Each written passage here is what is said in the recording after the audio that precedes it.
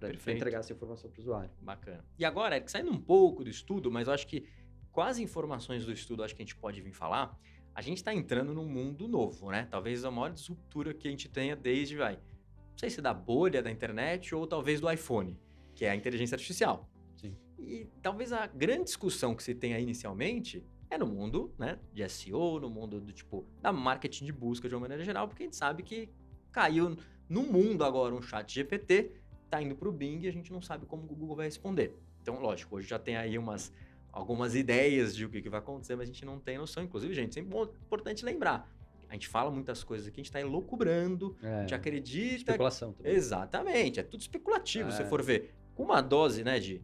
Sim, a gente tá entende do assunto, né? Tá envolvido no assunto. Todo dia a gente tá pensando nisso, discutindo com gente que entende e tal, mas a gente não tem nada certo. Amanhã o Google pode mudar o negócio, ajustar, o Bing pode mudar.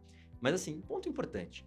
A priori, o que a gente tá conseguindo ver a gente tem um estudo da SERP que vocês fazem, né? E a SERP vai mudar.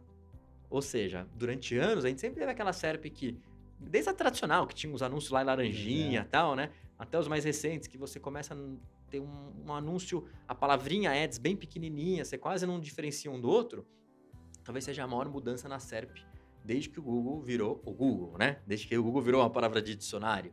Então, o que será que vai acontecer? E aí talvez o primeiro ponto seja, o que temos hoje? Com as informações que a gente tem hoje, aparentemente a inteligência artificial vai entrar e o Google vai começar a responder isso no próprio SERP. Ou seja, vai virar um pouco chat ali, né? Um resultado... Qual a sua percepção sobre isso? Bom, a minha percepção é que, primeiro, usuário, nós não vamos deixar de fazer buscas. Não vamos deixar de pesquisar. Perfeito. Isso é premissa. A gente não vai mudar isso. Sei lá, não vai mudar, não tô falando eternamente, mas não vai mudar no médio e longo prazo. Mas acho que a gente sempre pesquisa, se for ver. Pesquisar. A gente vai conectar na internet, vai abrir o celular, vai abrir o computador e vai digitar uma palavra e vai querer resposta sobre isso. E aí um ponto importante, sempre pesquisou. Tudo bem, antigamente era mais difícil pesquisar. Você tinha que ir na Barça, né, ou na biblioteca. Aí depois você vê o Google. Então, será que amanhã vai mudar? A gente vai continuar pesquisando. Talvez a maneira mude, né? A maneira mude e principalmente a forma como... De obter as respostas, né? Como foi a mudança justamente para o digital. Sim. Eu acho que o Google não... Se sente ameaçado ou não se sente ameaçado, acho que é uma discussão... Acho que o Google é enorme, muito... né? Enorme. É uma discussão grande, mas o Google também é enorme. Tudo. Então, fica meio um chove não molha nesse sentido. Porque eu acho que o Google ele tem muita representatividade, ele é o maior buscador, ele é o maior buscador porque ele sempre entregou ótimos resultados, por isso que a gente acaba sempre voltando ali. Então, eu acho que a resposta de ele entregar um resultado regenerativo ali, que aparece um texto já, né, um chat, explicando o que você quis dizer num tom conversacional, o que basicamente é quase uma evolução do feature snippet, inclusive, acho que mostra o quanto ele está tentando se adequar a uma experiência que o usuário já demonstra de ter uma resposta conversacional. Perfeito. Em texto. E logo vai ter dar o play para ouvir isso. Perfeito. Tranquilo. Então isso vai acontecer, vai ser implementado, já está sendo testado e eu super acredito que logo vai aparecer geral. A diferença, que eu acho que é uma preocupação muito mais interessante que o Google teve desde o lançamento disso, é indicar as fontes. E ele, diferente dos outros mecanismos de inteligência artificial, para não restringir só em ChatGPT, você não tem a oportunidade de acessar abaixo os links normais da SERP hoje. Então hoje eu consigo, vamos supor que isso apareça lá no chat, vai aparecer. Eu consigo, legal, essa foi a resposta do Google, mas peraí, quais são as outras respostas de links que tem aqui? Onde que eu posso checar essa informação? Onde eu posso me aprofundar sobre essa informação? Eu posso mandar uma outra pergunta nessa mesma conversa e ter mais detalhes. Mas as fontes estão ali, estão dentro da SERP, estão dentro da sua página de resultados de pesquisa. Acho que essa é uma grande diferença, porque isso gera uma sensação de mais confiança. Com certeza. E por não ter medo, não que os outros tenham medo, mas por mostrar as fontes, você passa justamente a acreditar mais no que está sendo dito. Perfeito. E sem mesmo checar as fontes. Mas você, de premissa, já tem um resultado já tem um resultado de maior confiança. Por que eu vou duvidar? Tá aqui embaixo a fonte? Eu nem vou olhar, mas tá aqui. Tá aqui. É isso. Então, acho que a experiência é bem interessante. Eu acho que sim, a gente caminha para esse tipo de resultado, esse tipo de experiência. Mas eu não acho que a gente, como usuário, vai acabar se restringindo apenas a esse tipo de resultado. Perfeito. Eu acredito que a gente vai ter esse resultado e vai querer mais informação. Vai tentar aprofundar, porque eu não acredito que a gente vai se saciar com a informação que nos vier. Acho que a gente vai ficar mais curioso, mais motivado a aprofundar a pesquisa. Legal. Eu acho que aí, Sim. e aí volta a questão da importância de a gente continuar criando conteúdo de qualidade. Sim, com certeza. E aí, talvez tenha um ponto relevante aqui. Quando a gente pensa numa SERP generativa que o pessoal está falando, Isso. mas vamos deixar mais claro para o usuário aí no dia a dia, né? Basicamente uma SERP, ou seja, o Google com o chat ali. Ou seja, em que a pessoa vai poder conversar com o Google. O que eu acredito é que provavelmente essa pesquisa vai começar a mudar no sentido de vamos ter mais tempo no Google. O usuário vai ficar mais tempo no Google, vai clicar menos. É normal. Agora, é uma oportunidade muito grande, porque na medida que ele vai conversando mais, hoje qual que é não sei, a percepção geral, assim, todo mundo tem. Vou entrar no Google pesquisar e sair.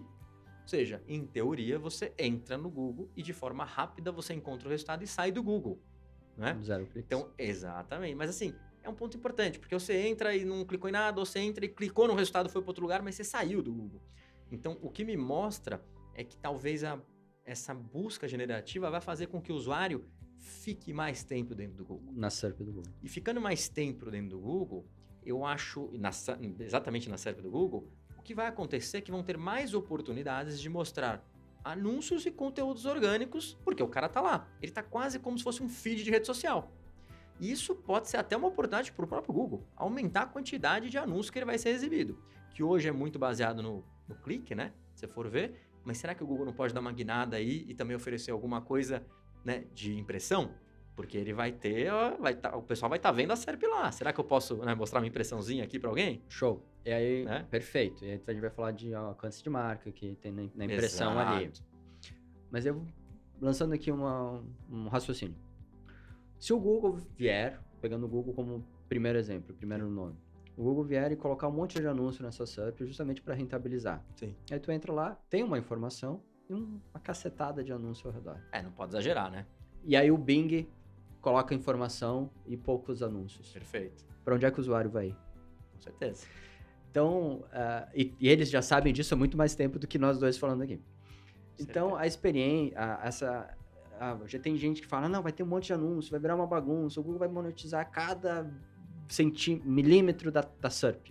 Não, eu não acredito nisso. Até porque hoje já não faz isso, né? Porque hoje eu já poderia estar fazendo isso. Poderia ter só resultado pago, verdade. Sim. Não vai fazer, porque os mecanismos de pesquisa, que tão bem funcionam como meio de pesquisa pra gente, funcionam bem porque eles nos entregam uma boa experiência e permitem com que a gente acesse a informação que busca. Perfeito. Se eles embaralharem essa experiência, eles vão deixar de funcionar. Sim.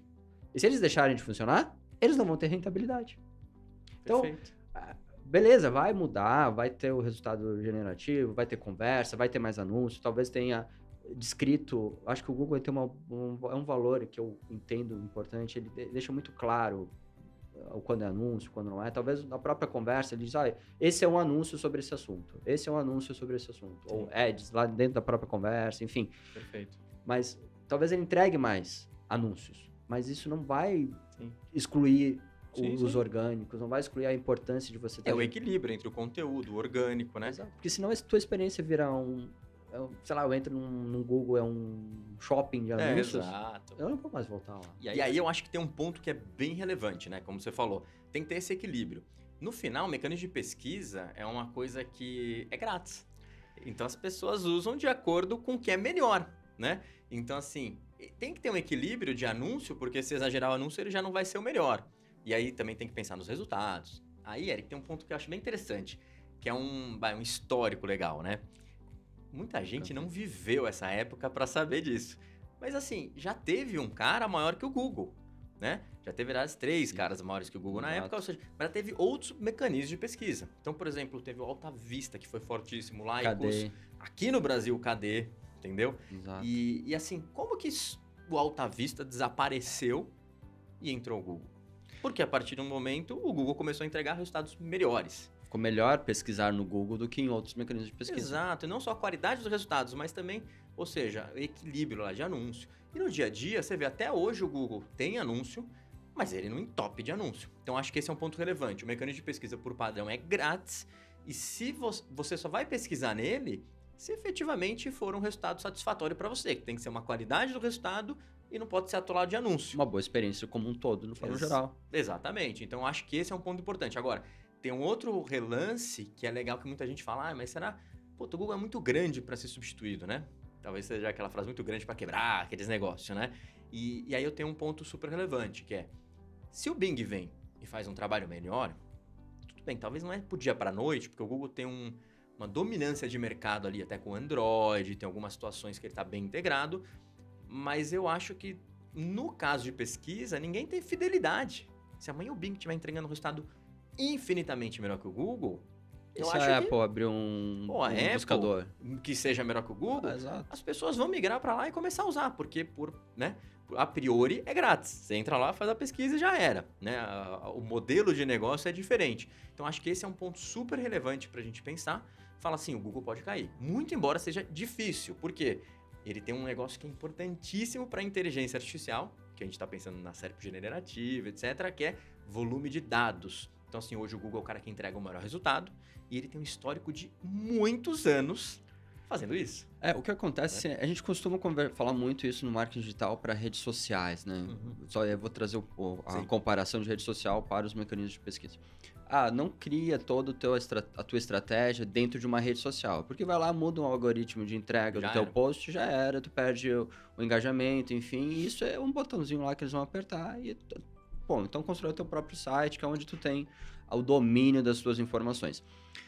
A gente volta a falar em relação aos mecanismos de pesquisa que não é otimizar para o Google, para o Bing, para o negócio. O usuário que vai navegar no Bing, no Google, no Alta Vista, se tivesse, enfim, na Apple, no Safari, não importa.